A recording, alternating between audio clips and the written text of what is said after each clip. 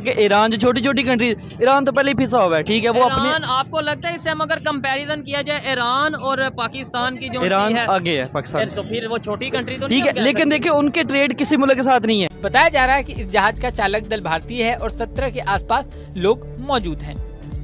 Iran की अच्छा बात है, ईरान को इससे और ऊपर जाना चाहिए कि जैसे इसराइल को तो खत्म करने की तरफ जाना चाहिए, जैसे हमास है।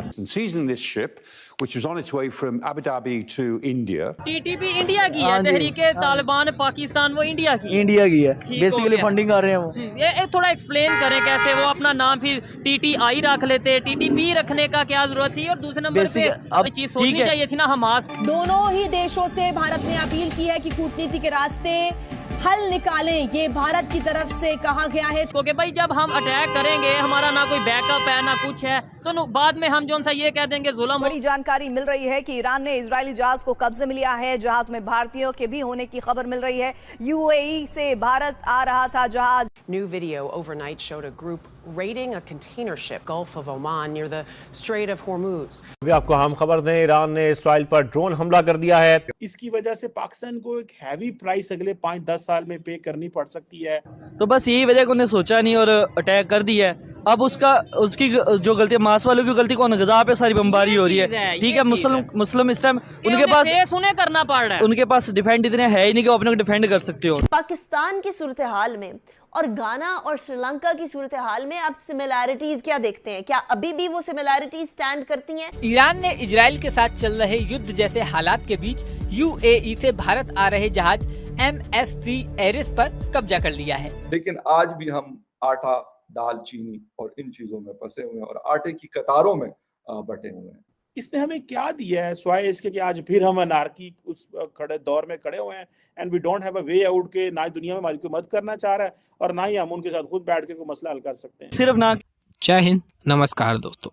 तो दोस्तों जैसा आप सभी को पता है कि अभी ईरान और इसराइल के बीच में दोस्तों कितना ज़्यादा माहौल ख़राब हो चुका है और दोस्तों जंग के आसार नज़र आ रहे हैं।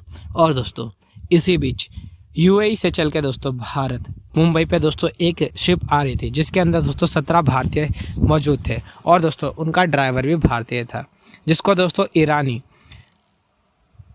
ईरानियों सैनिक द्वारा दोस्तों उस पर कब्जा कर लिया गया है। जिसको देख के दोस्तों भारत के प्रधानमंत्री ने उनको रिक्वेस्ट कहा है कि इजराइल और ईरान दोनों आपस में सुलह करके हमारे शिप को रिहा करें, क्योंकि इसके अंदर हमारे नागरिक हैं।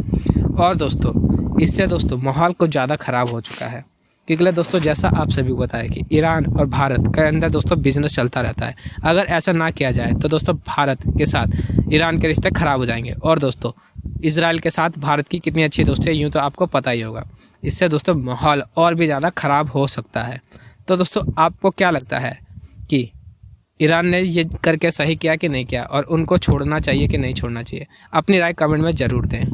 अच्छा, एक US के एम्बेसडर ने बहुत बड़ी स्टेटमेंट दी है। उन्होंने कहा है कि अगर आप देखना चाहते हैं कि फ्यूचर क्या होगा, फ्यूचर में कितनी डेवलपमेंट होगी, कितनी तरक्की होगी, तो आप इंडिया आएँ, आप इंडिया आकर देखें।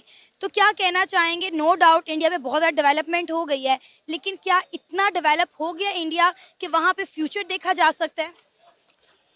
फ्यूचर देखा जा सकता है। जो हमें सुनने को मिलता है, जितना मेरा नॉलेज है, जैसे मैं ऑडिट फील्ड का हूँ और हमें जो टेक्नोलॉजी, डाटा एनालिटिक्स या IT रिलेटेड जो हमारी सर्विसेज हैं, हम वो देखते हैं कि इंडिया को आउटसोर्स कर दी गई हैं काफ़ी।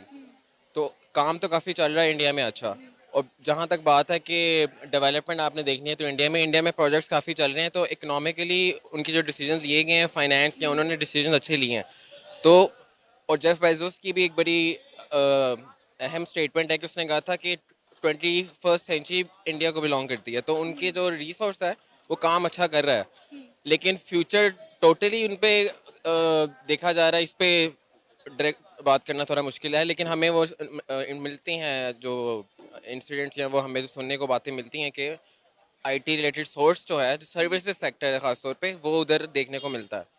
अब आप ये देखिए ना कि अमेरिका, जिससे इंडिया की कोई ख़ास नहीं बनती, लेकिन वो इंडिया की तारीफ़ करने पर मजबूर हो चुका है। इसका मतलब है कि इंडिया में वाकई कोई ख़ास बात है या इंडिया बहुत तेज़ी से ग्रो कर रहा है, डेवलप कर रहा है। लिहाजा अमेरिका ने इतनी बड़ी स्टेटमेंट दे दी इंडिया को लेकर। आपको पता है इससे पहले वर्ल्ड बैंक ने भी कहा था कि इंडिया जो है वो एशियन कंट्रीज की इकॉनमी को लीड करेगा, मतलब एशियन कंट्री में वाहिद इंडिया की कंट्री होगी जिसकी इकॉनमी तेजी से ग्रो करेगी।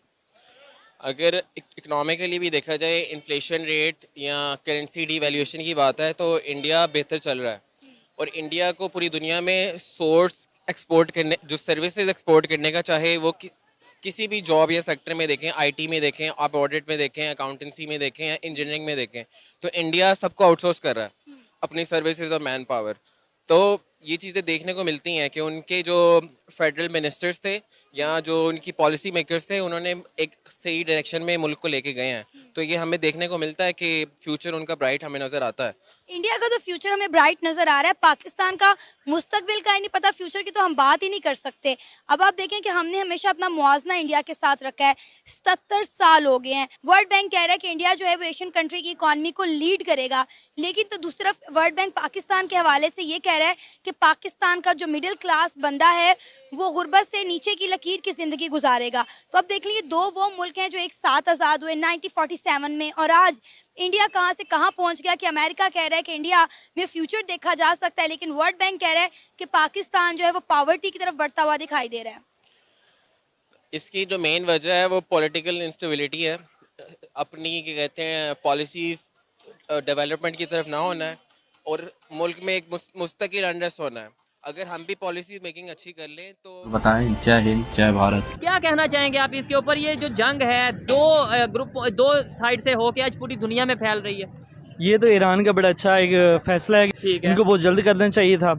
और जो दूसरी मुस्लिम कंट्रीज है उनको भी ये स्टेप उठाना चाहिए, जैसे सऊदी है, पाकिस्तान है, ठीक है, तुर्की है। तो इन बड़ी स्टेट को बोलना चाहिए, जब तक बड़ी स्टेट नहीं बोलेंगे वो कोई भी नहीं रोकेंगे। ठीक है। लेकिन यूएस की तरफ से जो उनके डिप्लोमेट्स हैं तुर्की में, उन्होंने अलर्ट कर दिया कि भाई आप यहाँ से मूव हो जाएं, या जो है आप हाई अलर्ट कर दिया उन्होंने कि भाई मतलब ये तुर्की भी जो है इस तरीके से स्टेटमेंट दे रहा है। तो ये अच्छी बात है, इससे स्टेटमेंट होनी चाहिए, जैसे पाकिस्तान को भी इस पे स्टेप अप होना चाहिए कि हमें भी कुछ करना चाहिए, ठीक है। सिर्फ ना कि ईरान जो छोटी छोटी कंट्री, ईरान तो पहले ही पिसा हुआ है, ठीक है, वो अपने। आपको लगता है इससे हम अगर कंपैरिजन किया जाए ईरान और पाकिस्तान की, जो ईरान आगे है पाकिस्तान से, तो फिर वो छोटी कंट्री तो ठीक है, लेकिन देखिए उनके ट्रेड किसी मुल्क के साथ नहीं है। अच्छा। सिर्फ अपने मुल्क में ज्यादा कमा के सर कर रहे हैं, ठीक है, और इंडिया के बड़ी स्टेट्स में नहीं है, में जितना ट्रेड कर रहे हैं ना ईरान, आपको शायद अंदाजा नहीं, ठीक है, वो किस तरह का स्मगल ही कर रहे हैं ना। अच्छा, पाकिस्तान से स्मगल कर रहे हैं, पाकिस्तान के साथ स्मगल कर रहे हैं, क्योंकि पाकिस्तान इंडिया करता है। देखिए इंडिया ऑयल कैसे ले रहा है आपको भी पता है। अच्छा, कैसे कौन सपोर्ट कर रहा है, ठीक है। ईरान का अच्छा बात है, ईरान को इससे और ऊपर जाना चाहिए कि जैसे इसराइल को तो खत्म करने की तरफ जाना चाहिए, जैसे हमास है, ठीक है, उसको ठीक है जाना चाहिए, जैसे पाकिस्तान है। अच्छा, ऐसे कि आपको नहीं लगता कि इन कंट्रीज को भी नुकसान होगा? देखें, आपने बोला कि जैसे आपको मैंने बताया कि ईरान इंडिया के साथ जो है वो बिजनेस कर रहा है, ट्रेड कर रहा है, ऑयल के हवाले से चाइना के साथ कर रहा है, लेकिन इंडिया जो है वो इसराइल के साथ खड़ा है। तो अगर ईरान हमास के साथ खड़ा होगा तो आपको नहीं लगता कि रिलेशन खराब होंगे, या ये बिजनेस आपस में चलता रहेगा? देखिए, इनका बिजनेस तो चलता रहता है, बिजनेस तो कोई भी खराब नहीं करेगा। ईरान है, ईरान अपने डीजल साइड बिजनेस चलाता रहेगा, और इंडिया को भी पता है कि हमें पेट्रोल जो है दूसरी निस्बत कंट्री से सस्ता मिल रहा है, वो इस वजह से उससे पेट्रोल लेना बंद नहीं करेंगे, और वो सपोर्ट इसराइल को करेंगे। उन्हें पता है कि वो इसराइल उनका अमेरिका का, जिसकी वजह से वो सपोर्ट कर रहा है, और चाइना को चाहिए कि बीच में अपना रोल अदा करे, इनमें मतलब इसराइल को जंगबंदी के लिए तरफ लेके आए, ठीक है। आपकी जितनी भी बातें थी उनमें से एक बात से मेरा दिल खुश और एग्री करता हूँ कि जंग बंदी की तरफ लेके आना चाहिए। मोस्टली लोग, मैं इस टॉपिक के ऊपर 5 से 10 वीडियोस बना चुका हूँ, और हर पाकिस्तानी नौजवान यही कहता नजर आ रहा है कि ये कर देंगे, वो कर देंगे, ईरान को अटैक कर देना चाहिए, कतर को अटैक कर देना चाहिए, तुर्की को अटैक कर देना चाहिए। जंग बंदी की बात क्यों नहीं हम करते? क्या आपको लगता है, एजुकेटेड है, मतलब आपको लगता है कि जंग से इस मसले का हल होगा, या जंग से जाने जाएंगी दोनों साइड से? जंग से मसले का हल कोई नहीं है। पाकिस्तान मुस्लिम जो कंट्री है फलस्तीन, उस पर पहले इतना जुल्म हो रहा है और जुल्म होगा, बढ़ेगा, ठीक है। इसराइल को सारी यूरोप कंट्री सपोर्ट कर रही हैं, ठीक है, तो जिसकी वजह से अटैक करेंगे तो किसको नुकसान होगा? मुस्लिम कंट्रीज को होंगे। तो ये चीज सोचनी चाहिए थी ना हमास को कि भाई जब हम अटैक करेंगे, हमारा ना कोई बैकअप है ना कुछ है, तो बाद में हम जो सा ये कह देंगे जुल्म हो गया, जुल्म हो गया। तो बस यही वजह को उन्हें सोचा नहीं और अटैक कर दिया है। अब उसकी जो गलती, मास वालों की गलती कौन है? गजा पे सारी बमबारी हो रही है, ठीक है। मुस्लिम इस टाइम उनके पास उन्हें करना पड़ रहा है, उनके पास डिफेंड इतने है ही नहीं कि वो अपने को डिफेंड कर सकते हो, ठीक है। वो अटैक कर रही, बमबारी कर रहा है, आए दिन कितने डेली बेसिस पे 500-600 मुस्लिम जो मुसलमान शहीद हो रहे हैं। खबरें ये भी आ रही हैं कि हमास, क्योंकि ये कि उन्हें नजर आ रहा था कि गजा में शायद वो इलेक्शन हार जाएंगे, या जहाँ पे उनकी गवर्नमेंट थी या हुकूमत के उनके चांस है वहाँ पे वो इलेक्शन नहीं जीत पाएंगे, इसलिए उन्होंने जंग स्टार्ट कर दी कि भाई चलो हमारा कोई ना कोई तो रोल रहेगा। अब देखिए हर इंटरनेशनल मीडिया के मुताबिक हर गवर्नमेंट कोई ना कोई अपना बेनिफिट के लिए ना काम करती रहे। जैसे इंडिया में देखो, हाँ। इंडिया वाली गवर्नमेंट देख लो, उनके जब इलेक्शन आते हैं तो पाकिस्तान में अटैक करना स्टार्ट कर देते हैं। अच्छा। पाकिस्तान वाले हैं वो देखो, जब इलेक्शन आते हैं तो कश्मीर इंडिया की जंग छेड़ देते हैं, फायरिंग हो रही, ये हो रहा है, वो हो रहा होता, और कुछ भी नहीं होता। ठीक है, ये अपने फायदे के लिए हर गवर्नमेंट अपने फायदे के लिए काम कर रही है।